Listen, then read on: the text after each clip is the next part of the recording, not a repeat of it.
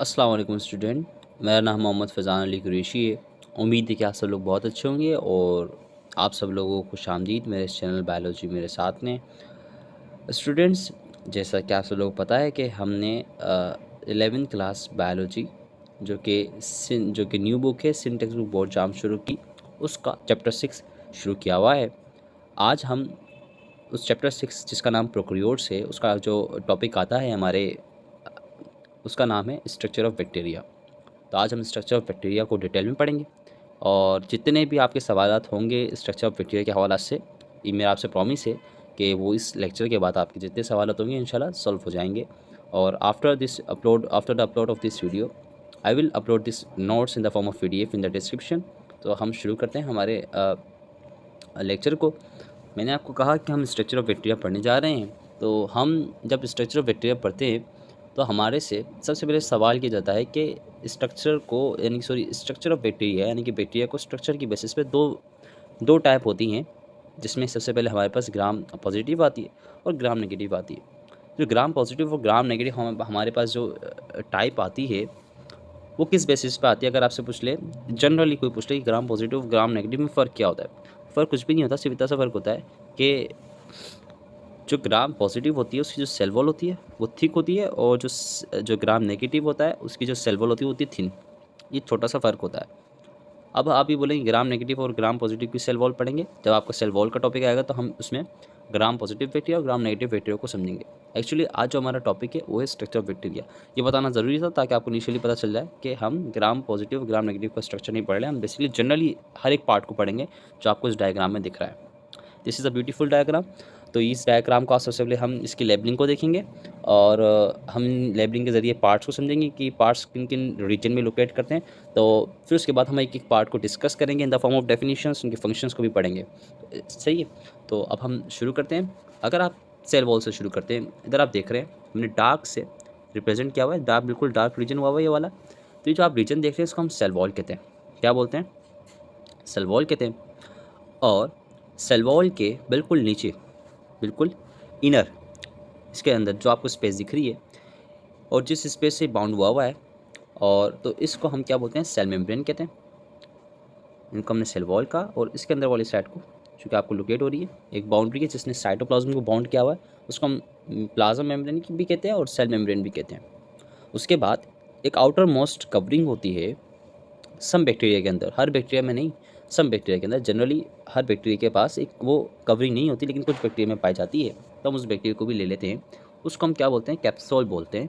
क्या बोलते हैं? कैप्सूल होते हैं। अब कैप्सूल को भी हम डिटेल में समझेंगे। Capsule is also a very important topic. Boards में इसके बहुत सारे सवाल आते हैं in the form of short notes, और शॉर्ट नोट्स में भी आ जाते हैं कभी कभी आपसे पूछते थे कि आप मुझे वो बताएं कि कैप्सूल की टाइप्स बताएं, कैप्सूल क्यों रिजिड होता है, यानी कि ठोस क्यों होता है। इस तरीके के सवाल आ जाते हैं। तो ये मैं आपको जब कैप्सूल पढ़ेंगे इसी लेक्चर में तो आपको पता चल जाएगा। तो हमने इसके 3 पार्ट समझे, सेल वॉल, सेल मेम्ब्रेन और कैप्सूल में क्या फ़र्क होता है।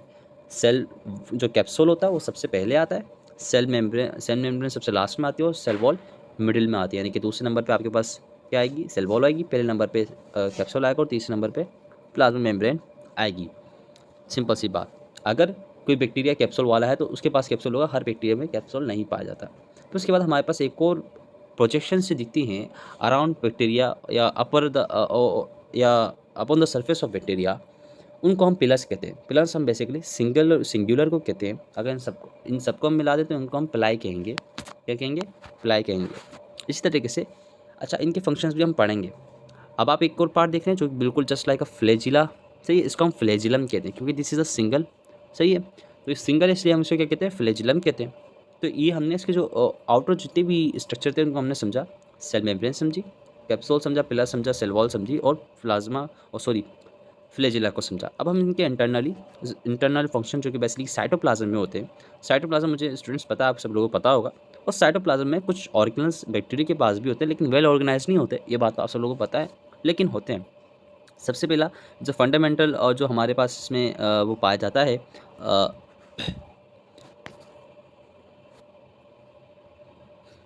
फंडामेंटल जो हमारे पास इधर ऑर्गेनल पाया जाता है, इधर आपको छोटे छोटे से दिख रहे होंगे। This is the ribosomes. इधर मैंने राइबोसोम की लेबलिंग नहीं की, बट दिस इज़ राइबोसोम। सही है, तो इधर आप लिख सकते हैं दिस इज़ राइबोसोम। राइबोसोम का फंक्शन मुझे एक की नहीं कि बहुत सारे स्टूडेंट्स को पता होगा। तो ये राइबोसोम जो आपको छोटे छोटे से दिख रहे हैं, this is the ribosome which is the disperse in the whole cytoplasm. Simple सी बात है। फिर इधर आप बिल्कुल एक थिक सा रीजन देख रहे हैं, इस थिक से रीजन को हम न्यूक्लियोइड कहते हैं। न्यूक्लियोइड इसलिए कहते हैं बिकॉज दिस जेनेटिक मटेरियल या DNA is not membrane bounded, that's why this DNA is called nucleoid. Simple सी बात है। इसी तरीके से एक एक्स्ट्रा डीएनए का मॉलिक्यूल होता है जो सर्कुलर होता है, इसको मैंने थोड़ा सर्कुलर बनाने की कोशिश की है, इसको हम प्लाज्मिड कहते हैं। प्लाज्मिड का फंक्शन समझेंगे, प्लाज्मिड क्यों होता है, किस काम में आता है, ये भी आप समझेंगे इंशाल्लाह उसमें। तो इस बात को भी आपने समझना है। इसी तरीके से दो पार्ट्स या दो ऑर्गेनल्स और होते हैं बैक्टीरिया के इंटरनल स्ट्रक्चर के अंदर, जिनको हम इंक्लूजन्स कहते हैं बेसिकली, और दूसरा होता है मिजोजोन्स। इन सारे पार्ट्स को हम हमारी डेफिनेशन के तहत या ज़रिए उनको हम समझेंगे। इन सारे पार्ट्स को दिखाने का मकसद था कि आप इनकी लोकेशंस को पहचान लीजिए कि कहाँ पे बैक्टीरिया में दिखते हैं। अब हम इस एक एक पार्ट को पढ़ते हुए जाएंगे। एक दफ़ा आप इन सारे पार्ट्स को और देख लें। Cell wall, nucleoid, flagella, plasmid, inclusions, mesosome, cytoplasm, plasma membrane and आपकी कैप्सूल और प्लस। सही है। प्लाज्मा मेम्ब्रेन आप पढ़ चुके हैं अपने सेल के चैप्टर के अंदर। तो प्लाज्मा मेम्ब्रेन जैसे सेल के पास होती है वैसे ही इन्हीं के पास होती है, इसमें कोई फ़र्क नहीं होता। फ़र्क जो होता है वो सेल मेम्ब्रेन, सेल वॉल में होता है। तो हम सेल वॉल के अलग लेक्चर लेंगे तो उसमें पता चलेगा, because this is a separate topic. अब हम शुरू करते हैं एक एक पार्ट को डिस्कस करना। अगर हम डिस्कस करें, structurally bacterial cell has 3 region. हमने जितने भी पार्ट्स आए हैं उनको हमने 3 रीजन में बांट दिया है। सिंपल सी बात है। सबसे पहला रीजन आता है हमारे पास, सबसे पहले रीजन में हमारे पास क्या था, फ्लैजिला और पिलाए। आपको पता है पिलाए हमने किससे कहते हैं। अच्छा, अब इन दोनों का अगर हम फंक्शन की बात करते हैं, जो फ्लैजिला होता है आपके पास, फ्लैजिला जो होता है वो आपको किस में हेल्प करता है, लोकोमोशन में। एक होती है लोकोमोशन, दूसरी होती है मूवमेंट। इन दोनों में फ़र्क क्या होता है कि लोकोमोशन के अंदर क्या होता है, पूरी जो बॉडी होती है वो मूवमेंट करती है। क्या करती है, सॉरी लोकोम लोकोम अपना लोकोमोट करती है, यानी कि लोकेट करती है एक जगह से दूसरी जगह, यानी कि पूरी बॉडी। ये अगर यहाँ पे इसका कोई एक पार्ट उठ के नहीं जाएगा, जैसे ह्यूमन के अंदर एक हाथ या एक बॉडी पार्ट हिल रहा है तो उसके मूवमेंट बोलते हैं, उसके हम लोकोमोशन नहीं कहते। समझ रहे हैं आप। इसी तरीके से जो फ्लैजिला होती है, ये फ्लैजिला ये फ्लोटिंग में हेल्प करती है, यानी कि कोई भी फ्लूइड हो उसको उसकी सरफेस के ऊपर क्या करवाती है, इसको फ्लोट करवाती है, इसको डूबने नहीं देती। सिंपल सी बात आप ये समझें, स्विम भी नहीं करवाती, फ्लोट करवाती है। किसी भी फ्लूइड की सरफेस के ऊपर फ्लोट करवाती है, क्या, पिलाए। दूसरी बात, अटैचमेंट भी करवाती है। अटैचमेंट वाले को भी हम समझेंगे। तो इससे हमें पता चला फ्लैजिला के 2 फंक्शन है, लोकोमोशन करवाना, फ्लोटिंग करवाना। किसका काम है, पिलाए का। This is can be MCQs which ask in boards, your boards. तो आपने इसकी भी समझ के जाना है। अब जो दूसरा रीजन आता है उसमें हमने कैप्सूल के लिए, कैप्सूल में आपको बताता हुआ हम कैप्सूल को हम आउटर मोस्ट कवरिंग कहते हैं, जो कि बेसिकली बहुत कम सेलों के अंदर पाई जाती है, कुछ सेलों में पाई जाती है। फिर उसके बाद क्या आती है, कैप्सूल के बाद आपके पास सेल वॉल आती है, सही है, और सेल मेम्ब्रेन आती है। हमने कैप्सूल के रीजन के अंदर कितने पार्ट्स डाल दिए, सेल वॉल को भी हमने कैप्सूल के रीजन में डाल दिया और सेल मेम्ब्रेन को भी। तो ये हमारा दूसरा रीजन हो गया। बेसिकली जो रीजन ही आपकी बुक ने बनाया, मैंने नहीं बनाया, तो मैं आपकी बुक से थोड़ा कंपोज करके आपको ला के दिखा रहा हूँ। इसी तरीके से अगर हम देखते हैं साइटोप्लाज्म, साइटोप्लाज्म में ये बेसिकली क्या क्या, साइटोप्लाज्म जब हम बात करते हैं तो cytoplasm is a very complex. Cytoplasm के पास डीएनए होता है जिसको हम न्यूक्लियोइड कहते हैं। क्या कहते हैं, न्यूक्लियोइड कहते हैं, जो कि आपको मैं बता चुका हूँ। और प्लाज्मिड भी होता है, जो मैं आपको दिखा के आया हूँ। अगर हम इधर प्लाज्मिड की बात करते हैं, प्लाज्मिड बेसिकली होता है एक्स्ट्रा क्रोमोसोमल या extra circular molecule of DNA. DNA का वो भी एक सर्कुलर मॉलिक्यूल होता है। डीएनए का इसलिए मॉलिक्यूल होता है, उनके पास भी कुछ कोड्स होते हैं, जो ये किस प्रोसेस के अंदर होते हैं, कॉन्जुगेशन के अंदर। किसके अंदर होते हैं, कॉन्जुगेशन के अंदर होते हैं। और फिर वो क्या करते हैं, वो प्रोटेक्ट भी करता है। क्या करता है, प्रोटेक्ट भी करता है प्लाज्मिड किस चीज़ से, एंटीबायोटिक से। क्योंकि प्लाज्मिड के पास कुछ ऐसी जीन होती हैं जो बैक्टीरिया को एंटीबायोटिक से बचाती हैं। एंटीबायोटिक ऐसा सब्सटेंस होता है जो बैक्टीरिया को किल करता है। आप जब डॉक्टर्स के पास जाते हैं तो डॉक्टर बहुत सारे पेशेंट्स को क्या प्रिस्क्राइब करते हैं, एंटीबायोटिक्स प्रिस्क्राइब करते हैं ना। तो वो एंटीबायोटिक्स क्या करते हैं, कुछ सर्टेन बैक्टीरिया, कुछ डिफरेंट टाइप ऑफ बैक्टीरिया पे एक्ट करते हैं, जो क्या कॉज करते हैं, पैथोजेनोसिटी। इस वर्ड को आप समझ लें थोड़ा, ये एक this is a word for you, new नहीं होगा, अब आप आगे इस वर्ड को बढ़ते रहेंगे। इसका मतलब ये होता है कि कोई ऐसा लिविंग ऑर्गेनिज्म जो डिजीज़ कॉज करे आपकी बॉडी के अंदर एंटर होने के बाद। ज़ाहिर सी बात है, कोई बहुत ज़्यादा छोटी चीज़ होगी वही हमारी बॉडी में दाखिल हो सकती है।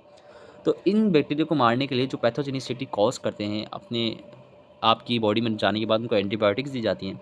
तो प्लाज्मिड के पास कुछ ऐसी जीन्स होती हैं जो क्या करती हैं, उन एंटीबायोटिक्स को क्या नहीं होने देती, एक्ट नहीं होने देती किसके ऊपर, बैक्टीरिया के ऊपर। ये बात मुझे आपको बतानी थी, सिंपल सी। ये काम करता है प्लाज्मिड। अब हमने साइटोप्लाज्म को का जो साइटोप्लाज्म के अंदर हमने 2 पार्ट्स को समझा, सबसे पहले डीएनए और दूसरा प्लाज्मिड। प्लाज्मिड का भी फ़र्क हमने समझ लिया, डीएनए से क्या फ़र्क होता है, लेकिन plasmid is a very small then DNA. समझ रहे हैं, बहुत कम कोड्स होते हैं उनके पास, सिर्फ किसके कोड होते हैं, एंटीबायोटिक से बचने के लिए, बैक्टीरिया को एंटीबायोटिक से बचाने के लिए। इसी तरीके से अगर हम देखते हैं साइटोप्लाज्म में राइबोसोम भी होते हैं जो क्या करते हैं, हेल्प करते हैं प्रोटीन सिंथेसिस में, which is a very famous now.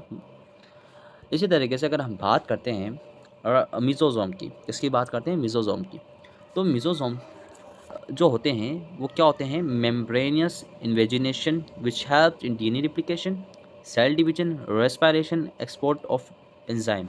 इसके अंदर एक्सपोर्ट यानी कि एंजाइम बनाते हैं, यानी कि एंजाइम की बाहर एक्सपोर्ट, सेल के आउटसाइड, जैसे कि सेल है, कुछ एंजाइम है, इनको आउटसाइड एक्सपोर्ट करने की कोशिश करते हैं, सेल से आउटसाइड, यानी एक्सपोर्ट का मतलब ये होता है कि कोई चीज़ जो अंदर बन रही है और वो बाहर जाए, सिंपल सी बात है।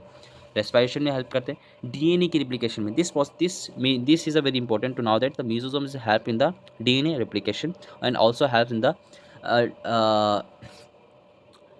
Cell division. इधर दूसरी टर्म आती है मेम्ब्रेनियस इन्वेजिनेशन। इसका मतलब ये होता है कि जो बैक्टीरिया की सेल मेम्ब्रेन होती है, मेसोसोम बेसिकली उसी से ही निकलता है, सेल मेम्ब्रेन से, बेसिकली आप सेल मेम्ब्रेन ले लें, जो मेसोसोम होता है सेल मेम्ब्रेन से ही निकलता है, इस वजह से इसको क्या नाम दिया गया है, मेम्ब्रेन इन्वेजिनेशन। इन्वेजिनेशन का मतलब होता है कोई पार्ट हो जो आउटग्रो हो, जो ऐसे ही निकल जाए फजूल से, लेकिन अब इसने एक प्रोसेस निकाल लिया है तो अभी एक प्रोसेस परफॉर्म करता है।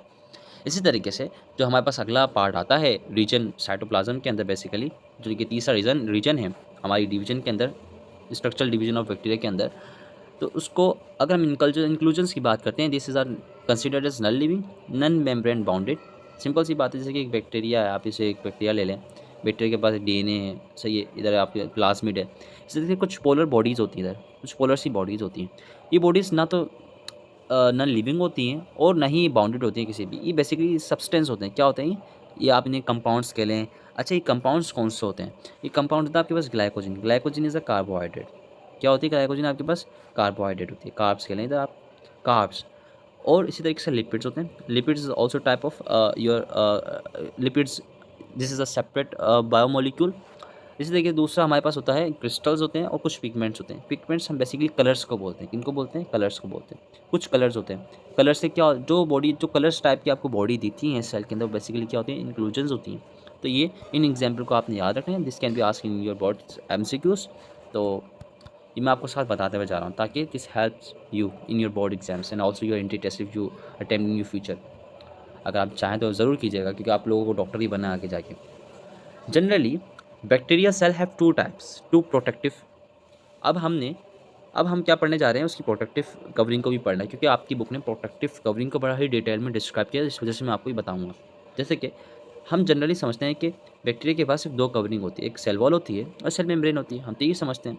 लेकिन जो सेल मेम्ब्रेन होती है वो इनर होती है और आउटर होती है, इसी तरीके से। लेकिन सम बैक्टीरिया, यानी कुछ बैक्टीरिया ऐसे होते हैं जिनके पास third outermost protective covering भी होती है, जिसको हम ग्लाइकोकाइलेक्स कहते हैं। अब क्या होता है, ग्लाइकोकाइलेक्स क्या होती है, फर्दर वो कंडेंस होती है, यानी कि पतली होती है और रिच्ड हो जाती है, ठोस हो जाती है, बिल्कुल क्या हो जाती है, रिच्ड हो जाती है। एक वर्ड हम यूज़ करते हैं, रिच्ड हो जाती है। जब वो रिच्ड हो जाती है, जो बैक्टीरिया को क्या प्रोवाइड करती है, रिजिडिटी प्रोवाइड करती है, यानी एक तरीके से बैक्टीरिया को ठोस कर देती है, उसकी कवरिंग जो आती है ना उसके ऊपर। जब वो कंटेंस होता है तो क्या बना देता है, कैप्सूल बना देता है, सही है। अब वो जब कैप्सूल आ जाता है तो कैप्सूल क्या करता है कि भाई अब कोई भी वायरस जो होगा, जैसे कि बैक्टीरियोफेज एक वायरस होता है, तो वो उसको पेनिट्रेट नहीं कर सकता। इसी तरीके से कैप्सूल एक और चीज़ प्रोवाइड करता है, कैप्सूल क्या प्रोवाइड करता है, किसी भी एंटीबायोटिक, यानी कि एंटीबायोटिक को अंदर दाखिल होने से रोकता है। समझ रहे हैं आप बात, किसी भी एंटीबायोटिक को अंदर दाखिल होने से रोकता है, ये भी फंक्शन है कैप्सूल का। तो इससे पता चलता है कि capsule provides strength to bacterial cell, some bacterial cell, क्योंकि सम के पास ही होता है बेसिकली। इसी तरीके से एक और कवरिंग होती है बैक्टीरिया की, जो कि आउटर मोस्ट होती है, जो कि डिफरेंट होती है किससे, ग्लाइकोकाइलेक्स कैप्सूल से बेसिकली, उसको हम स्लाइम कहते हैं। स्लाइम में फ़र्क ये होता है कि स्लाइम विच इज़ सॉफ्ट, ये क्या होती है, सॉफ्ट होती है और स्टिकी होती है, चिपचिपी सी होती है, ठोस नहीं होती है जैसे कैप्सूल होता है। सिंपल सी बात है। अगर जो बातें मैंने इधर कही हैं इधर लिखी हुई हैं कि capsule is tightly attach, capsule जो होता है वो मेम्ब्रेन से, जैसे कि ये आपका सेल है, ये सेल मेम्ब्रेन है और ये सेल वॉल है। इसके बाद अगर मैं इधर एक दूसरा कलर ले लूँ आपके लिए, तो इधर मैं आपके लिए अलग ले लूँ ब्लू। तो ये जो होता है ना आपके पास जो कैप्सूल होता है, बिल्कुल टाइट अटैच हुआ होता है, किससे, कैप्सूल ऐसे समझ लें, ऐसे अटैच हुआ होता है कैप्सूल, किससे, सेल वॉल से, इससे अटैच हुआ होता है, सेल वॉल से अटैच हुआ होता है। तो फिर ये क्या प्रोवाइड करता है, रिजिडिटी प्रोवाइड करता है। समझ रहे हैं। इसी तरीके से जो स्लाइम होती है, स्लाइम कैसे लगी हुई होती है, स्लाइम बेसिकली लगी हुई होती है, लूजली अटैच होती है विद सेल वॉल, और स्लाइमी एंड स्लिपली नेचर प्रोवाइड करती है किसको, बैक्टीरिया से, बैक्टीरिया को स्लिपली नेचर प्रोवाइड करती है। तो ये दो फंक्शन थे कैप्सूल के, स्लाइम के, और सिंपल सी बात है उनके फंक्शन भी मैंने आपको बता दिए। अगर हम आपकी बुक ने थोड़ा कैप्सूल को और फंक्शन बताने की कोशिश की है तो हम इसको और जानते हैं। आप कैप्सूल कैप्सूल के लिए आपकी बुक ने अलग से थोड़ा सा लिखा है। वो कहता है कैप्सूल प्रोटेक्ट करता है बैक्टीरिया को फ्रॉम इंजेक्शन ऑफ आरबीसी। जब आपकी बॉडी में जाएगा, जब बैक्टीरिया, कैप्सूल वाला बैक्टीरिया, हम इसको ऐसे बना लेते हैं, बैक्टीरिया जिसके ऊपर कैप्सूल है ऐसे, वो जब आपकी बॉडी में जाएगा तो क्या कॉज करेगा, डिजीज़ कॉज करेगा, डिजीज़ कॉज करेगा। लेकिन आपको पता है हमारी बॉडी में क्या होते हैं, आरबीसी होते हैं, क्या होते हैं, सॉरी डब्ल्यूबीसी होते हैं, क्या होते हैं, डब्ल्यूबीसी होते हैं। इन डब्ल्यूबीसी को हम बीसी को हम क्या बोलते हैं, इनको हम फेकोसाइट्स भी बोलते हैं। फेकोसाइट्स का मतलब होता है वो सेल जो किसी भी फॉरेन पार्टिकल को खाने की एबिलिटी रखते हैं। तो इसी तरीके से bacteria is also foreign particle body. जब बॉडी में इंटर करता है तो आरबीसी तैयार रहते हैं कि भाई आज हम तेरे को खा जाएंगे। तो अब क्या होता है, जब इसके पास क्या होता है, प्रोटीन होता है, तो वो इसको चकमा देने में, आप कह लें कि उसको इग्नोर करवाने में कामयाब हो जाता है। फिर आरबीसी इसको डाइजेस्ट नहीं कर पाता या इंजेस्ट नहीं कर पाता, खा नहीं पाता, बेसिकली क्या नहीं कर पाता आरबीसी। जब इनके ऊपर क्या होती है, कैप्सूल होती है, तो क्या नहीं कर पाता, इनको इंजेस्ट नहीं कर पाता। This is a simple funda to understand why capsulated bacteria can not be ingested by WBC. WBC को हम वाइट ब्लड सेल कहते हैं, सही है। कैप्सूल इंक्रीज बैक्टीरियल पैथोजेनिसिटी, यानी कि जब वो मर ही नहीं है तो अब जाहिर सी बात है तो वो डिजीज़ कॉज करेगा, क्योंकि उसको मार ही नहीं पा रहे। पैथोजेनिसिटी मैं आपको बता चुका हूँ पहले। अब इसी तरीके से कुछ इनका एक इन्वायरमेंटल फंक्शन भी बताया कि ग्लाइकोकालिक्स जो होता है वो प्रमोट करता है एडेशन को, यानी कि चिपकने को, चिपकने में बड़ी ज़्यादा प्रमोट प्रोवाइड करता है ऐसे आपस में, विथ ईच अदर, यानी कि आपस में बैक्टीरिया को जो कैप्सुलेटेड स्पीशी यानी कि पूरा ग्रुप है, आपस में क्या कहते हैं, ज्वाइन रहते हैं। फिर वो क्या कर लेते हैं, बायोफिल्म फॉर्म कर लेते हैं, जो क्या होती है, मोर रेजिस्टेंट होती है और बहुत मुश्किल होता है उसको मारना, हार्डर टू किल।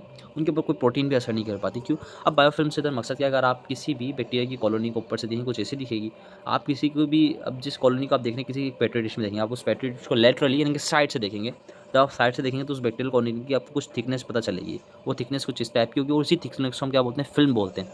अब बायोस नहीं बोल रहे हैं कि वो जो फिल्म है वो खुद ही बन रही है, यानी कि वो लिविंग किसी स्पीशी से वो फिल्म बन रही है, तो इस वजह से हम उसे क्या बोलते हैं, बायो फिल्म बोलते हैं। तो ये कुछ स्पीशी है, मैंने बताया क्यों बनती है, ताकि अपने आप को और मुश्किल कर ले, किसी भी बचा सके, ज़िंदा रहने की ज़्यादा कोशिश करते हैं सारे।